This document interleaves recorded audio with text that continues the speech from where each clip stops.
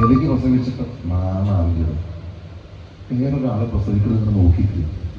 അല്ലെങ്കിൽ തന്നെ എൻ്റെ അമ്മ പേടിച്ചിരിക്കുക. അവിടെ ഈ 4 തലയുള്ള തന്നെ കണ്ടാൽ അപ്പുറത്ത് 3 കണ്ണുള്ള ശിവൻ വെറുതെ പേടി കൂട്ടണോ? അല്ല, നിങ്ങൾക്കിത് കാണാതെ പറ്റില്ല. അപ്പൊ പൊക്കോളൂ, നിങ്ങൾ എന്നിട്ട് കാര്യം ചെയ്യും. ഞാനിവിടെ നമ്പാടിയിലും വൃന്ദാവനത്തിലൊക്കെ കുറേ ലീലകളാണ്, അങ്ങോട്ട് വന്നോളൂ, നമുക്ക് അവിടെ വെച്ച് കാണാമെന്നേ. ഉറപ്പാണല്ലോ? ഉറപ്പാണ്. ബ്രഹ്മായ ദേവന്മാരൊക്കെ പ്രതിയോദ്യവം അവിടുന്ന് മടങ്ങി പോകും കഴിഞ്ഞു. ഭഗവാൻ അവതരിക്കാൻ തയ്യാറായി. അടുത്ത അധ്യായത്തില് 8ാമത്തെ ശ്ലോകത്തിലാണ് ഭഗവാന്റെ തിരു അവതാരത്തിനെ കുറിച്ച് ഭാഗവതം വർണ്ണിക്കുക. 8 എന്നുള്ള സംഖ്യയാണ് ഭഗവാന്. സർവഗുണോപേതമായിട്ടുള്ള കാലം പരമമായിട്ട് ശോഭിച്ചു എന്ന് പറഞ്ഞാൽ, ഗു ശബ്ദത്തിന് അന്ധകാരം എന്നർത്ഥം പറഞ്ഞു. ഇരുട്ടാണല്ലേ, അവിടെ ഒന്നാന്തരം ഇരുട്ടാണേ. രജോഗുണ തമോഗുണ പ്രധാനിയായിട്ടുള്ള കംസൻ, ആ കംസന്റെ ദുഷ്ടത എന്ന ഇരുട്ട് മാത്രമല്ല, കംസന്റെ കാരാഗ്രഹം എന്ന ഇരുട്ട്. ഇങ്ങനെ അനവധി ഇരുട്ടുകളാണ് അവിടെ. എങ്കിലും രാത്രിയാണ് അതിന്റെ ഇരുട്ട്. സാധാരണ രാത്രി എന്ന് പറഞ്ഞാൽ പോരാ, പിന്നെന്താ? ഉത്തരായനം ദക്ഷിണായനം, അങ്ങനെ 2 അയനങ്ങളാണ് ഒരു വർഷത്തിലെ.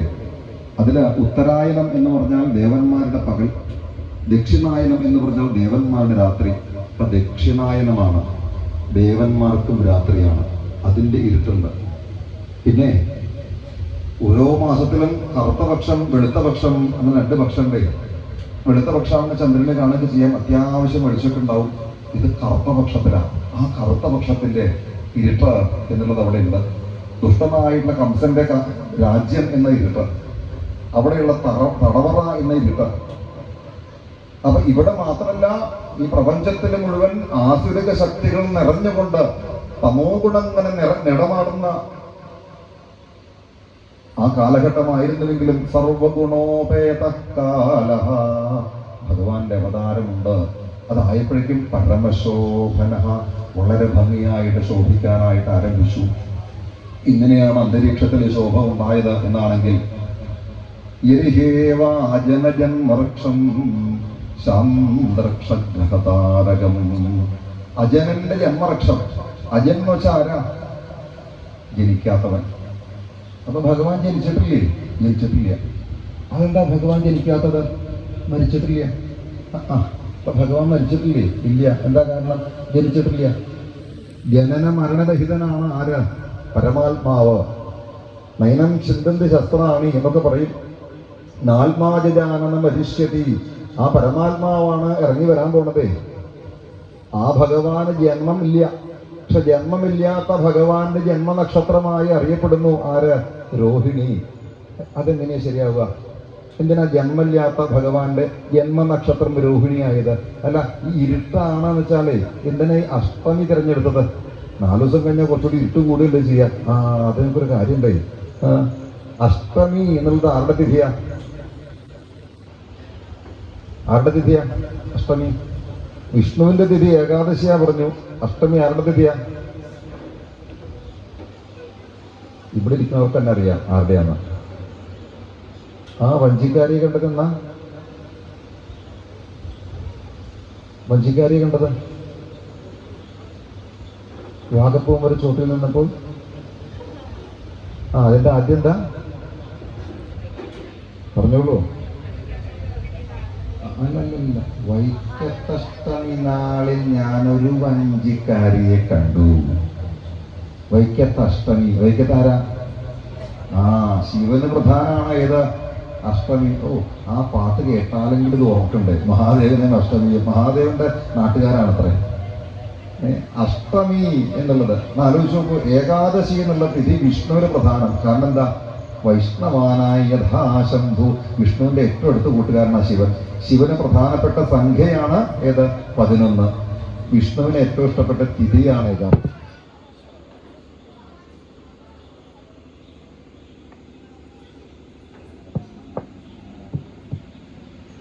അതേപോലെ തന്നെ നോക്കൂ, മഹാദേവന് ഇഷ്ടപ്പെട്ട തിഥിയാണ് ഏത്? അഷ്ടമി. വിഷ്ണുവിന്റെ സംഖ്യയാണ് ഏത്? 8. രണ്ടുപേരും ഒന്നാണ് എന്ന് സംഖ്യകളെ കൊണ്ട് നോക്കിയാൽ നമുക്ക് മനസ്സിലാവും. വിഷ്ണു ശിവനും വേറെയല്ല, രണ്ടുപേരും ഒന്നാണ്. അതാണ് ഭഗവാൻ അഷ്ടമിക്ക് തന്നെ വരാൻ കാരണം. അല്ല, അജനജന്മരക്ഷം ഏതാ നക്ഷത്രം? രോഹിണി. എന്താ രോഹിണി നക്ഷത്രം? തിരുവോണല്ലേ വിഷ്ണുവിന്റെ നക്ഷത്രം. പിന്നെന്താ ഇയാൾ രോഹിണിക്ക് വരാൻ കാരണം? രോഹിണി നക്ഷത്രം പ്രജാപതി ദേവത എന്ന് വേദത്തിൽ പോലും പറയുന്നുണ്ട്. രോഹിണി നക്ഷത്രം, അതിന്റെ ദേവത ആരാണ്? ബ്രഹ്മാവാണ്. അപ്പൊ നോക്കൂ, ബ്രഹ്മാവും വിഷ്ണുവും ശിവനും ഒന്ന് തന്നെയാണ് എന്ന് ഇതിലൂടെ കാണിച്ചു തരാണ്. അതാണ് അജനജന്മരക്ഷം. ആ രോഹിണിയുടെ കൂടെ തന്നെ രോഹിണിയെ പ്രശംസിച്ചുകൊണ്ട് മറ്റ് നക്ഷത്രങ്ങള് എന്ന് മാത്രമല്ല മറ്റ് ഗ്രഹങ്ങള്, ആ ഗ്രഹങ്ങളൊക്കെ ഓരോരുത്തരും അവനവന് ഇഷ്ടമായിട്ടുള്ള സ്ഥലത്ത് പ്രകാശിച്ചുകൊണ്ട് ഇങ്ങനെ നിൽക്കാൻ തുടങ്ങി. അതുകൊണ്ട് എന്താണ്, പ്രപഞ്ചത്തിൽ എല്ലാ ദിക്കിലും ആ പാതിരാത്രിയാണെങ്കിലും പ്രകാശം എന്നുള്ളത് അനുഭവിക്കാൻ സാധിച്ചു. സജ്ജനങ്ങളുടെ ഹൃദയത്തിൽ തൊട്ട് മുൻപത്തെ നിമിഷം വരെ എന്തെന്നില്ലാത്ത ദുഃഖമായിരുന്നുവെങ്കിൽ ഭഗവാന്റെ അവതാര സമയമായപ്പോഴേക്കും അവരുടെയൊക്കെ ഉള്ളിൽ എന്തെന്നില്ലാത്തൊരു ആനന്ദം അവർക്ക് അനുഭവിക്കാനായിട്ട് സാധിച്ചു. അതുകൊണ്ട് തന്നെ അവർ നിവസിക്കുന്ന ഭൂമിയും വളരെ ഭംഗിയായി ശോഭിച്ചു തുടങ്ങി. എന്ന് മാത്രമല്ല, നദി വളരെ വേഗത്തിൽ ചളി കലങ്ങി ഒഴുകിയിരുന്ന നദികൾ ആ കൃഷ്ണാവതാരം ആയപ്പോഴേക്കും ചളിയൊക്കെ മാറ്റി വളരെ സാവധാനം ഒഴുകാനായിട്ട് തുടങ്ങിയിട്ടുണ്ട്. ആ നദീതീരത്ത് നിൽക്കുന്ന ധാരാളം പുഷ്പങ്ങൾ, അത് ചില പുഷ്പങ്ങളുണ്ടല്ലേ, രാത്രി വിടരുന്ന പുഷ്പങ്ങള്, പകലുള്ളത്, അങ്ങനെ പല രീതിയിലാണെങ്കിലും എല്ലാ പുഷ്പങ്ങളും ഇങ്ങോട്ട് വിരിഞ്ഞുകൊണ്ട് നിൽക്കാൻ തുടങ്ങി. ആ പുഷ്പങ്ങൾ വിരിഞ്ഞപ്പോൾ ഉണ്ടായ സുഗന്ധം, നദിയിലെ ജലത്തിന്റെ ആ തണുപ്പ്, ഇത് മാത്രല്ല ആകാശത്ത് മേഘങ്ങൾ കേട്ടു കൃഷ്ണൻ അവതരിക്കാറായി എന്ന് കേട്ടപ്പോൾ അവർക്കൊരു സന്തോഷം ഉണ്ടായി. ഇതുവരെ നമ്മളെ കാണുമ്പോൾ ആൾക്കാരുടെ മുഖം ചുളുങ്ങാറുണ്ട്. ആവൂ, ഇന്നും മഴയൊന്നും തോന്നണേ, മഴക്കാരുണ്ട്, നമ്മളെ കണ്ടാൽ ചീത്ത പറയാത്ത ആൾക്കാരുണ്ടാവില്ല. എന്നാൽ ഇനി അങ്ങനെയല്ല കേട്ടോ. നീലമേഘശ്യാമളനായിട്ടാണ് ഭഗവാൻ. നമ്മളെ കണ്ടാൽ പോലും അവർക്ക് ആരെ ഓർമ്മ വരും? ഭഗവാനെ ഓർമ്മ വരും. അപ്പൊ നമുക്ക് നല്ല പേര് തരാൻ വേണ്ടിയിട്ട്, നമ്മുടെ കേമത്തം കാണിക്കാൻ വേണ്ടിയിട്ടാണ് ഭഗവാന്റെ വരവ് എന്ന് ഓർത്തപ്പോൾ മേഘങ്ങൾക്ക് എന്തെന്നില്ലാത്ത സന്തോഷമായി. ആ മേഘങ്ങളത് ആഘോഷിക്കാൻ തീരുമാനിച്ചു. അവര് പാട്ട് പാടാനും നൃത്തം ചെയ്യാനും തുടങ്ങി. ആ മേഘങ്ങൾ പരസ്പരം കൂട്ടിമുട്ടുന്ന സമയത്തതാ ഇടിമിന്നല് കുറേശ്ശുണ്ട്. എന്ന് മാത്രമല്ല, മന്ദം മന്ദം ജലധര, പതുക്കെ പതുക്കെ മഴ പെയ്യാൻ ആരംഭിച്ചിട്ടുണ്ട്. അപ്പൊ നദിയിലെ തണുപ്പ്, മേഘങ്ങൾ വർഷിക്കുന്ന ആ മഴയുടെ തണുപ്പ്, ഈ പുഷ്പങ്ങളുടെ സുഗന്ധം, ഇതെല്ലാം സ്വീകരിച്ചുകൊണ്ട് മന്ദമാരുതൻ അങ്ങോട്ട് വരെ നടത്തി കഴിഞ്ഞു. പ്രപഞ്ചത്തിൽ മുഴുവൻ ഇങ്ങനെ പറക്കി കഴിഞ്ഞു. ബ്രാഹ്മണരുടെ അഗ്നിഹോത്രത്തില് ആ പാതിരാത്രി ആരും വീശി കത്തിക്കാതെ അഗ്നി വേണ്ടതുപോലെ പ്രകാശിക്കാനായിട്ട് ആരംഭിച്ചിട്ടുണ്ട്. ആകാശത്ത് വന്ന കിന്നരന്മാര്, ഗന്ധർവന്മാര്, അപ്സരസുകള്, വിദ്യാധരന്മാര്, ഇവരൊക്കെ ഭഗവാനെ സ്തുതിക്കാനും പാട്ട് പാടാനും വാദ്യമേളങ്ങൾ ഘോഷിക്കാനും നൃത്തം ചെയ്യാനും ആരംഭിച്ചിട്ടുണ്ട്. ഇങ്ങനെ എല്ലാ മംഗളകരമായിട്ടുള്ള അവസ്ഥയും ഒരുമിച്ച് കൂടി ചേർന്ന സമയത്താണ് എപ്രകാരമാണോ പാതിരാത്രി കിഴക്കേ ഭാഗത്ത് ചന്ദ്രൻ, പൂർണ്ണചന്ദ്രൻ ഉദിക്കുക, ഇതുപോലെ ദേവകീ ദേവിയുടെ ഉദരത്തിൽ നിന്നും അലക്ഷ്മിയും അവിടെയുള്ള എല്ലാ അലക്ഷ്മിയും ഇല്ലാതെയാക്കുന്ന രീതിയിൽ 4 തൃക്കൈകളില് ശംഖ, ചക്ര, ഗജ, പത്മങ്ങൾ ധരിച്ചുകൊണ്ട് സൂര്യസ്പർദ്ധി കിരീടം, സൂര്യന്റെ ശോഭയോട് പോലും മത്സരിക്കുന്ന രീതിയിലുള്ള പ്രകാശത്തോടു കൂടിയിട്ടുള്ള കിരീടം ധരിച്ചുകൊണ്ട്, മനോഹരമായിട്ടുള്ള ഗോപിക്കുറി അണിഞ്ഞുകൊണ്ട്, മഴവില്ലിനെ പോലെ ശോഭിക്കുന്ന പുരികപ്പൊടിയോട് കൂടിയിട്ട്, എള്ളിൻപൂവിനെ പോലെ ഭംഗിയുള്ള മൂക്കോട് കൂടിയിട്ട്, മകരമത്സ്യത്തിന്റെ ആകൃതിയിലുള്ള കുണ്ടലങ്ങൾ ചെവിയിൽ അണിഞ്ഞിരിക്കുന്നു. ആ കുണ്ടലങ്ങൾ തന്റെ കവിൾത്തടത്തിൽ തിളങ്ങി കാണുന്ന പോലെ മിനുസമേറിയ കവിൾത്തടങ്ങളോട് കൂടിയിട്ട്, തുണ്ടിപ്പഴത്തിന്റെ നിറമുള്ള പവിഴാധരങ്ങളോട് കൂടിയിട്ട്, സാധാരണ കുട്ടികൾ ജനിച്ചു വീണ കരയാണിച്ചാ, ഇതങ്ങനെയല്ല കേട്ടോ, ചിരിച്ചുകൊണ്ടാണ് വരുന്നത്. ആ ചുണ്ടുകൊണ്ട് ലേശം 2 ചുണ്ടുകളും ഇങ്ങനെ ഒന്ന് വികസിച്ചപ്പോഴാണ് ആ ചുണ്ടുകളുടെ ഇടയിലൂടെ മുല്ലമട്ട് പോലെ മനോഹരമായിട്ടുള്ള ഉജ്ജിരി ഹാസം ഹരേ അവനതാഖില. ഭഗവാന്റെ മനോഹരമായിട്ടുള്ള പുഞ്ചിരി അഖില എന്തൊക്കെ തീവ്ര എത്ര കഠിനമായിട്ടുള്ള ദുഃഖങ്ങളുണ്ടെങ്കിലും ഇതൊക്കെ മാറ്റാൻ വേണ്ടിയിട്ടുള്ള മനോഹരമായിട്ടുള്ള പുഞ്ചിരിയോട് കൂടിയിട്ട വലമ്പരി ശംഖിന്റെ ആകൃതിയുള്ള കഴുത്തോട് കൂടിയിട്ട ആ കഴുത്തിലണിഞ്ഞിരിക്കുന്ന ധാരാളം മാലകള് രത്നങ്ങളൊക്കെ ധാരാളം പതിപ്പിച്ചിട്ടുണ്ട്. അതൊന്നും പോരാതെ വനമാല അണിഞ്ഞിട്ടുണ്ട്. തോൾവളകള്, കൈവളകള്, വിരലുകള് മോതിരങ്ങളെ കൊണ്ട് ശോഭിക്കുന്നു. കൗസ്തുഭം കൊണ്ടും ശ്രീവത്സം കൊണ്ടും ശോഭിക്കുന്ന മാറിടത്തോടു കൂടിയിട്ട് ആലിലയുടെ ആകൃതിയുള്ള തിരുവുദരം, ആ തിരുവുദരത്തില് മഞ്ഞപ്പട്ട ചാർത്തിയിട്ടുണ്ട്. ആ മഞ്ഞപ്പട്ട അഴിഞ്ഞു വീഴാണ്ടിരിക്കാനാണോ നിശ്ചില്ല, അതിൻ്റെ മുകളിലാണ് അരഞ്ഞാനം. ഗുരുവായൂരപ്പന തുടങ്ങിയത് പാൻറ്റിൻ്റെ മുകളിൽ ബെൽറ്റ് തുടങ്ങിയത് അഴിഞ്ഞു പോകാണ്ടിരിക്കാനേ. ആ മഞ്ഞപ്പട്ട അഴിഞ്ഞു പോകാണ്ടിരിക്കാനാണോ നിശ്ചില്ല. ഒരു അരഞ്ഞാണൊക്കെ ഉണ്ട്. 4 തൃക്കൈകളാണ് കേട്ടോ. 4 തൃക്കൈകളിൽ ശംഖ, ചക്ര, ഗദ, പത്മങ്ങൾ ധരിച്ചുകൊണ്ട് അങ്ങനെയാണ് ഭഗവാന്റെ ആ ഒരു വരവേ. എന്തിനാ ഇപ്പം ഇങ്ങനെയൊക്കെ വന്നത്? അമ്മയെ സന്തോഷിപ്പിക്കാനാ. അതെന്താ അത്? ഏതൊരമ്മയ്ക്കും മോഹം ഉണ്ടാവും. എന്താ? മക്കളെ വളർത്തി കൊണ്ടുവരണം, അവർക്ക് കളിപ്പാട്ടങ്ങൾ കൊടുക്കണം, ആ കളിപ്പാട്ടങ്ങൾ വെച്ച് അവരെ കളിപ്പിക്കണം എന്നൊക്കെ അമ്മയ്ക്ക് മോഹം ഉണ്ടാവും. എൻ്റെ അമ്മ 6 പ്രസവിച്ചതാട്ടോ. ഒറ്റ കുട്ടിയെ കളിപ്പിക്കാൻ അമ്മയ്ക്ക് യോഗം ഉണ്ടായിട്ടില്ല. ഞാനിവിടെ വന്നാൽ ഉടനെ തന്നെ അമ്പാടിയിലേക്ക് പോവുമല്ലോ. പിന്നെ 11 കൊല്ലം കഴിഞ്ഞിട്ടേ വരുള്ളൂ. അപ്പോഴേക്കും കളിക്കാനുള്ളൊക്കെ പ്രായമൊക്കെ വിട്ടുപോകും. അപ്പം അമ്മയ്ക്ക് എന്നെ കളിപ്പിക്കാൻ ആഗ്രഹം ഉണ്ടെങ്കിൽ ഞാൻ ആ കളിപ്പാട്ടം കൊണ്ടുവരാം. കുട്ടികൾക്ക് കളിക്കാൻ ഇഷ്ടമാണ് പമ്പരം. ആ പമ്പരം പോലെ കറക്കാൻ സാധിക്കുന്ന ചക്രം, പിന്നെ ഗതയുടെ ആകൃതിയുണ്ട്. നമ്മളെ കിലിക്കട്ടെന്നൊക്കെ പറയില്ലേ കുട്ടികൾക്ക്? ആ സ്ഥാനത്തേക്കാവും കിലിക്കട്ടുണ്ട്.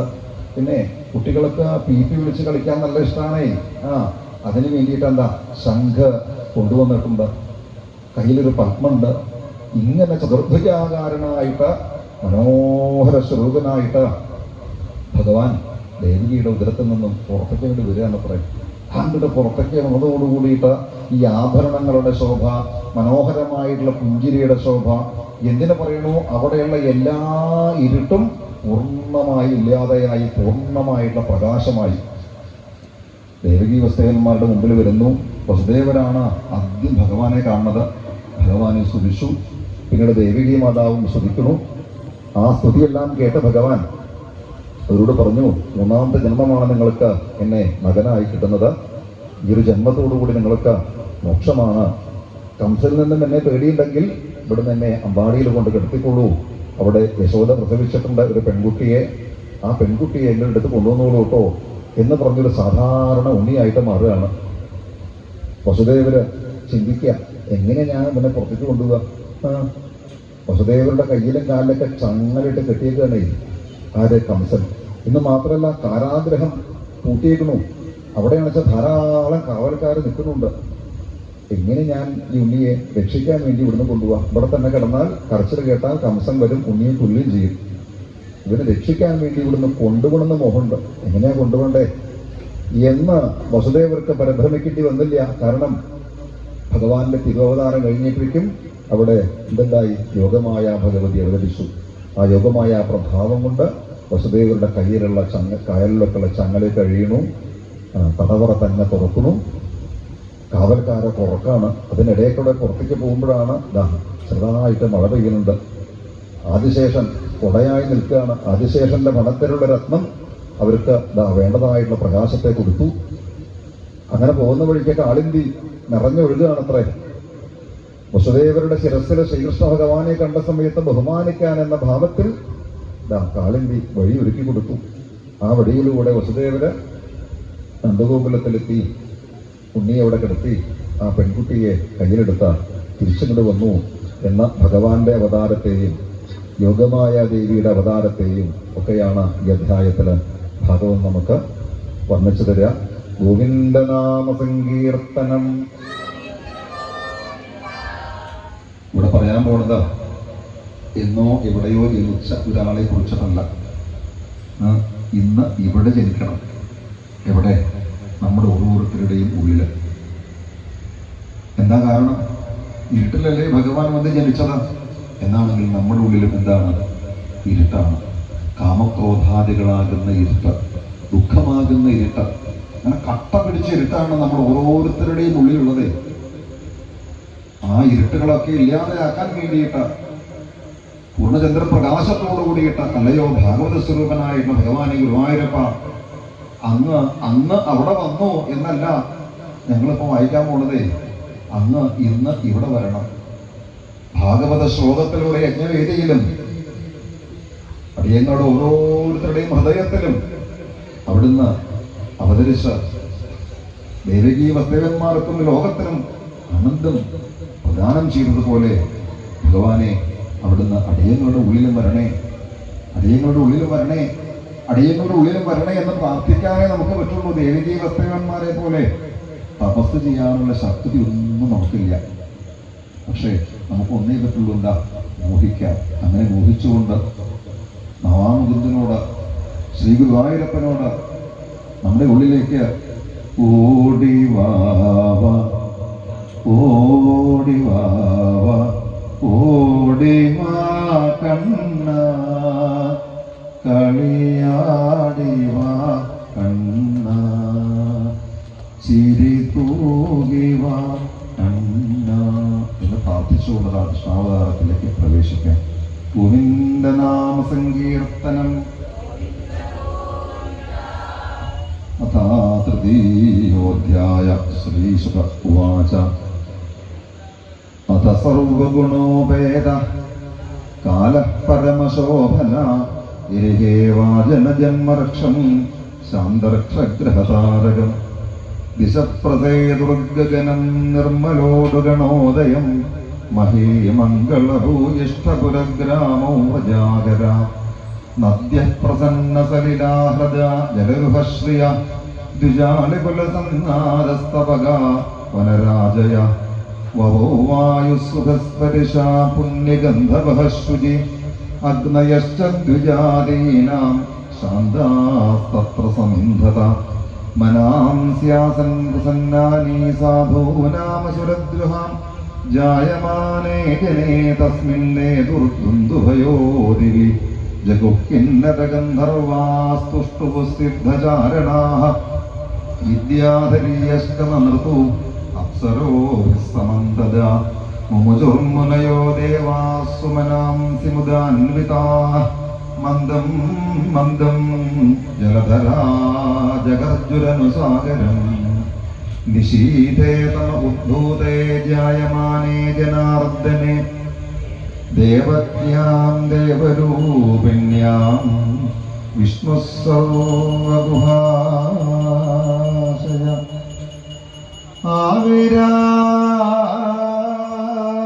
ആവിരാസി യഥാ പ്രാച്യം വിശേന്ദുരിവ പുഷ്കല സർവത്ര ഗോവിന്ദനാമ സങ്കീർത്തനം.